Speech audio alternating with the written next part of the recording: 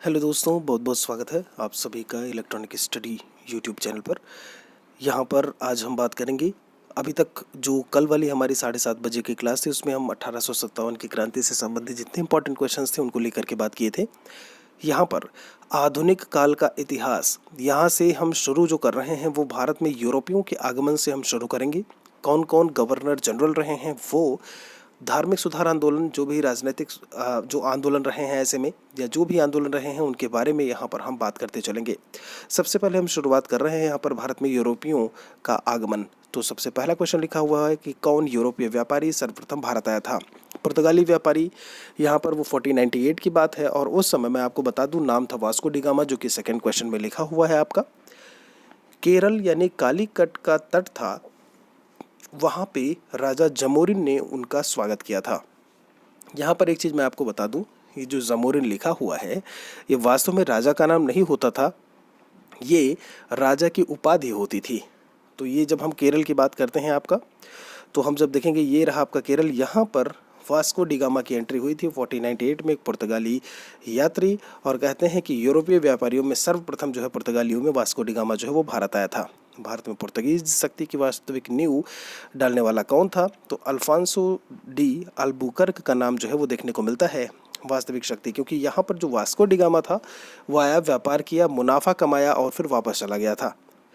भारत में प्रथम पुर्तगाली गवर्नर की बात की है यहाँ पर इन्होंने, तो आपको मैं बता चुका हूँ इसके पहले भी, 1 मिनट में बता दे रहा हूँ आपको जी। भारत में प्रथम पुर्तगाली गवर्नर की बात की है तो वो है फ्रांसिस्को डी अल्मीडा। यहाँ पर लिख लीजिएगा, नहीं दिख रहा है आपके इसमें, क्या नाम है, फ्रांसिस्को डी अल्मीडा करके नाम जो है वो देखने को मिलता है। Almeida, Francisco de Almeida. यह आया था 1505 से लेकर के 1509 के बीच में, 1505 से लेकर के 1509 के बीच में जो है ये देखने को मिलता है। आगे चलते हैं इसमें।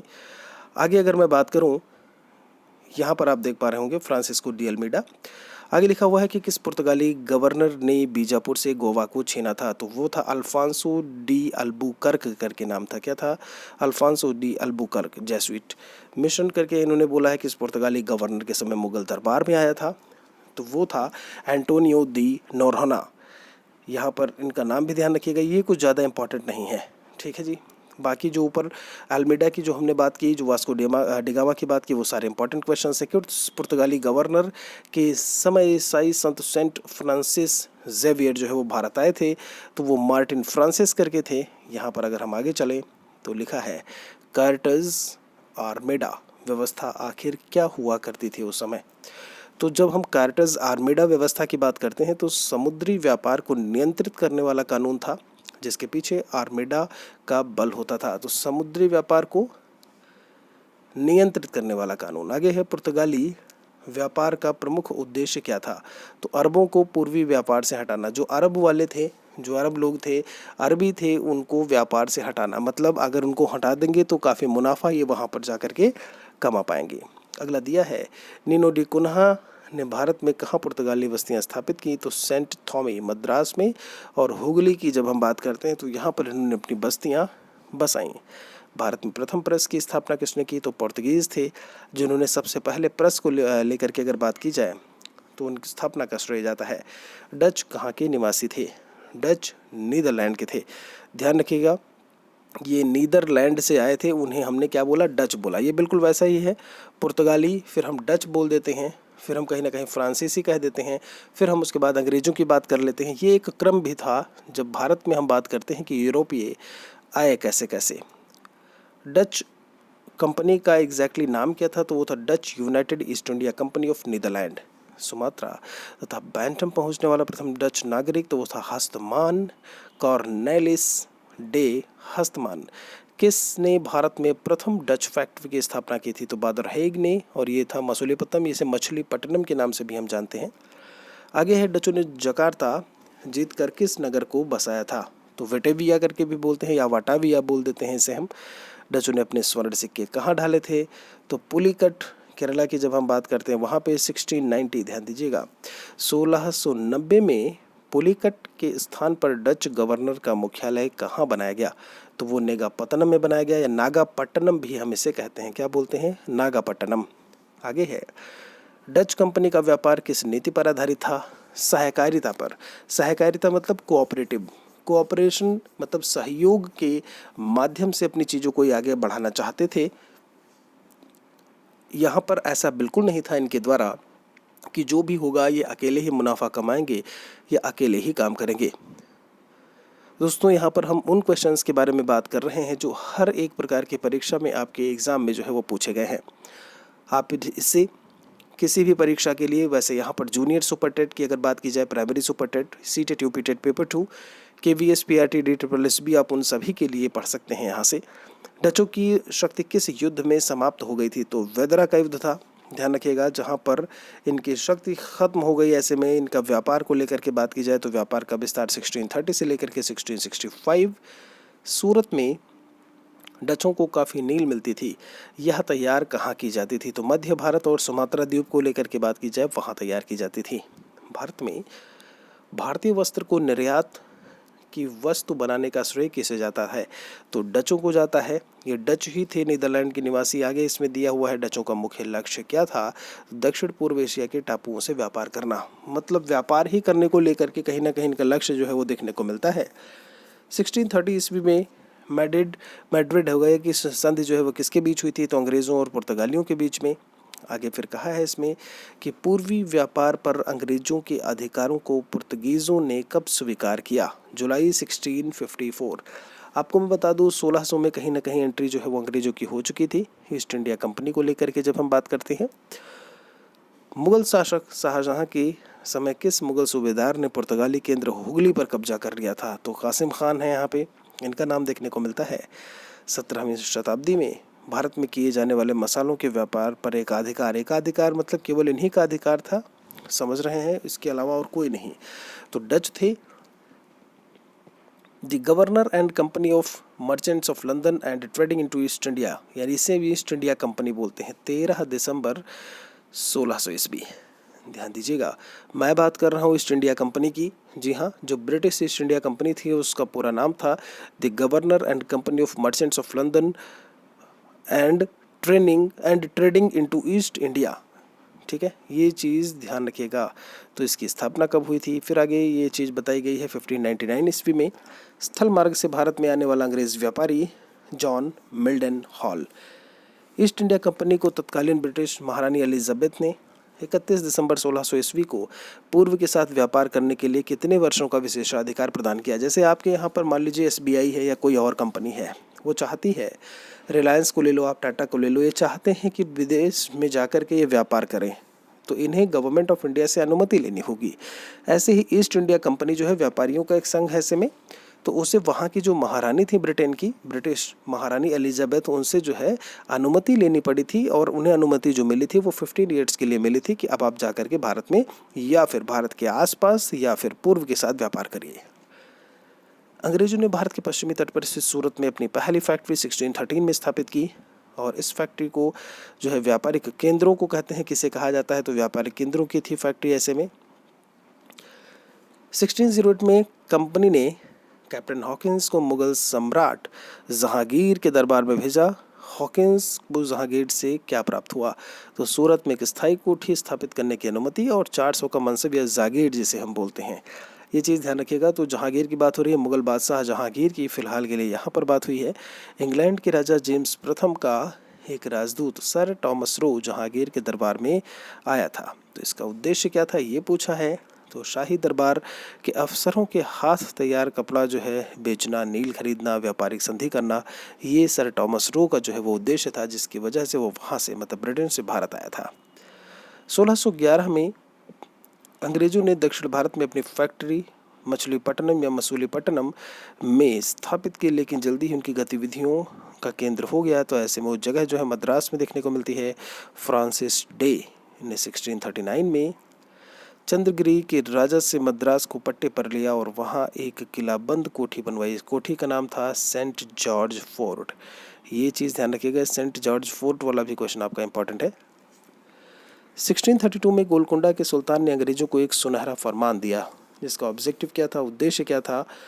तो 500 पैगोडा वार्षिक कर देने पर उन्हें गोलकुंडा राज्य में स्वतंत्रता पूर्वक व्यापार की अनुमति प्राप्त करना। तो ये चीज़ ध्यान रखिएगा कि गोलकुंडा के सुल्तान ने कुछ ऐसा जो है ऑफर दिया था या फरमान जारी किया था। आगे चलते हैं। जॉब चार्लबाग करके लिखा हुआ है, ने कलकत्ता शहर की स्थापना और फोर्ट विलियम किले का निर्माण किया। कहते हैं प्रथम अध्यक्ष कौन था, जिसके प्रथम अध्यक्ष थे चार्ल्स आयर कूट। ये रहे। भारत में फ्रांसीसियों ने अपनी पहली कोठी किसके द्वारा 1668 में यानी सूरत में जो है वो स्थापित की थी? तो फ्रैंको कैरो करके हैं, उनके द्वारा जो है स्थापित की गई थी। यहाँ पर फ्रांसीसियों को लेकर के बात हुई है। फ्रांसीसी और अंग्रेजों के मध्य पेरिस की संधि कब हुई? तो ये हुई थी आपकी, अच्छा, वानडिवाश का युद्ध भी हुआ था, ये भी ध्यान रखिएगा, ऐसे में जाना जाता है। तो ये जो आपका हुआ फिलहाल के लिए वो 1765 की बात है यहाँ पे। 1765, ये 1765 वही समय है जिस समय इलाहाबाद की संधि हुई थी। तो इलाहाबाद की प्रथम और इलाहाबाद की द्वितीय संधि, 2 संधियाँ इलाहाबाद की हुई थी आस पास में। ये चीज़ भी ध्यान रहे।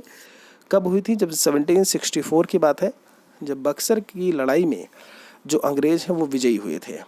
किससे विजयी हुए थे? एक तरफ अवध के नवाब थे, एक तरफ बंगाल के, और एक तरफ जब हम बात करते हैं दिल्ली के नवाब। उनसे जब अंग्रेज विजयी हुए तो उसके फलस्वरूप ही इलाहाबाद की 2 संधियां हुई थीं। कर्नाटक के नवाब अनवरुद्दीन को फ्रांसीसियों ने किस युद्ध में मार दिया? तो वो अंबूर का युद्ध था। किस युद्ध के कारण यूरोप में सप्तवर्षीय युद्ध जो है शुरू हुआ था? तो कर्नाटक का तृतीय युद्ध था। ये देखने को मिलता है। यहाँ से फिर क्वेश्चन जो है कुछ आते हैं आपके गवर्नर जनरल से रिलेटेड। लॉर्ड विलियम बेंटिक 1828 ईस्वी में भारत का गवर्नर बनने से पूर्व कहाँ के गवर्नर थे? तो ये थे मद्रास के। पहले केवल मद्रास के, फिर भारत के गवर्नर बने। आपको मैं बता दूं 1828 से लेकर के 1835 तक इनका शासनकाल था। लॉर्ड विलियम बेंटिक ने बहुत कुछ काम किया भारत में, ये चीज़ ध्यान रखिए। 1829 की बात है, अगर आपको याद हो, 1828 में ही ब्रह्म समाज की स्थापना हुई थी राजा राम मोहन राय जी के नेतृत्व में। 1829 में जब हम सती प्रथा को लेकर के बात करते हैं तो सती प्रथा को ख़त्म करने का श्रेय लॉर्ड विलियम बेंटिक के ही हाथों में जाता है, या उन्हीं के पक्ष में जाता है। इसके अलावा मैं बता दूं युद्ध नीति के ये खिलाफ थे। ये केवल चीज़ों को बनाने को लेकर के कि व्यवस्था होनी चाहिए, डेवलप होना चाहिए हर एक चीज़। काफ़ी सारी प्रथाएँ थीं, कहीं ना कहीं उनको ख़त्म करने को लेकर के भी विलियम बेंटिक जो है वो जाने जाते हैं। आगे चलते हैं एक और क्वेश्चन की तरफ। इसी में किस गवर्नर जनरल के समय में 1906 में ईस्वी में बेलौर में प्रथम धार्मिक विद्रोह हुआ था? लॉर्ड विलियम बेंटिक थे ये। अच्छा, विद्रोह हुआ था, विद्रोह किया किसने? जो क्रांतिकारी थे उन्होंने। 1829 के नियम यहाँ पर देखिए लिखा हुआ है आपका 10, 5, 15 और 2, 17 द्वारा सती प्रथा पर प्रतिबंध लगाया गया। और ऐसे में लिखा हुआ है प्रारंभ में यह कानून केवल बंगाल प्रेसिडेंसी में लागू किया गया, परंतु 1830 में इसे कहाँ लागू किया गया? तो मुंबई और आपका मद्रास दोनों जगह जो है ये लागू किया गया। लॉर्ड विलियम बेंटिक ने ठगी प्रथा का अंत करने के लिए किसकी अध्यक्षता में आयोग का गठन किया? तो कर्नल स्लीमैन करके थे। देखिए, ठगी प्रथा को भी रोकने का जो है कि मेन का श्रेय जाता है। कलकत्ता मेडिकल कॉलेज की नींव भी जो है लॉर्ड विलियम बेंटिक ने रखी। आगे इसमें दिया है लॉर्ड ऑकलैंड के समय सिरसा सूरी मार्ग का नाम बदल कर क्या रखा गया था? तो ये जीटी रोड हुआ, ग्रांड ट्रंक रोड के नाम से आप जानते हो। प्रथम आंग्ल अफगान युद्ध की बात की है तो 1838-42 के समय में हुआ था, और उस समय जो है थे लॉर्ड ऑकलैंड। एलन बरो के समय 1843 में सिंध का विलय कर दिया गया था, और सिंध का जो रेजिमेंट था जो है किसका था? तो ऐसे में सिंध का रेजिडेंट कौन था? Charles Napier. 1843 में दास प्रथा का अंत जो है वो एलन बरो के ही समय हुआ था। प्रथम आंग्ल सिख युद्ध किसके टाइम हुआ? प्रथम आंग्ल सिख युद्ध की बात की है, मतलब अंग्रेज एक तरफ और सिख एक तरफ। लॉर्ड हॉर्डिंग थे उस समय, ये चीज़ भी यहाँ से क्लियर होनी चाहिए। भारत में 1853 में प्रथम रेल लाइन जो है वो बिछाई गई लॉर्ड डलहौजी के काल में, और डलहौजी ने लोक शिक्षा विभाग की स्थापना की थी। लोक शिक्षा विभाग की बात करते हो आप जब, तो ये भी आपका अभी तक आपको देखने को मिलेगा ऐसे में लोक शिक्षा विभाग। तो ये समय था 1854 का। किस अधिनियम के द्वारा गवर्नर जनरल को भारत का वायसराय कहा जाने लगा? तो 1857 की क्रांति हुई थी, आपको बहुत अच्छे से ज्ञात होगा। 57 के बाद चार्टर एक्ट आपका 1858 आया, और उसी एक्ट के बाद जो है जो भारत के गवर्नर जनरल हुआ करते थे वो भारत के वायसराय कहलाए, और ऐसे में प्रथम वायसराय लॉर्ड कैनिंग था। ये चीज़ यहाँ से ध्यान रखिएगा। ये मोस्ट इंपॉर्टेंट क्वेश्चन है आपका ये वाला वायसराय को लेकर के। और ये भी फिर है कैनिंग के समय विधवा पुनर्विवाह अधिनियम पारित हुआ, तो 1856 की बात है ये।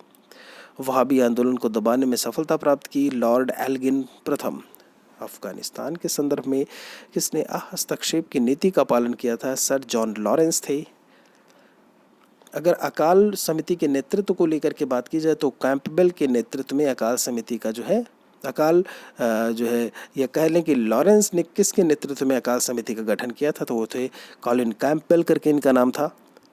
किसके समय में भारत तथा यूरोप के बीच प्रथम समुद्री टेलीग्राफ सेवा की शुरुआत जो है तो वो थे लॉरेंस, सर जॉन लॉरेंस। और इसी में उड़ीसा और बुंदेलखंड में अकाल पड़ने की जिम्मेदारी लेते हुए इस्तीफा भी दिया था तो सर जॉन लॉरेंस ने। आगे है इसमें, राजकुमारों की शिक्षा के लिए मेयो की शिक्षा ग्रहण के लिए मेयो ने किस कॉलेज की स्थापना करवाई या किया? तो मेयो कॉलेज है आपका, ये साहित्य जगत में लॉर्ड लिटन को किस नाम से जाना जाता है? तो ओवन मेरेडिथ करके लिखा हुआ है इसमें। महारानी विक्टोरिया को कैसर हिंद की उपाधि किस अधिनियम द्वारा प्राप्त हुई? तो ये था रॉयल टाइटल एक्ट 1876 का। Vernacular press act, most important question.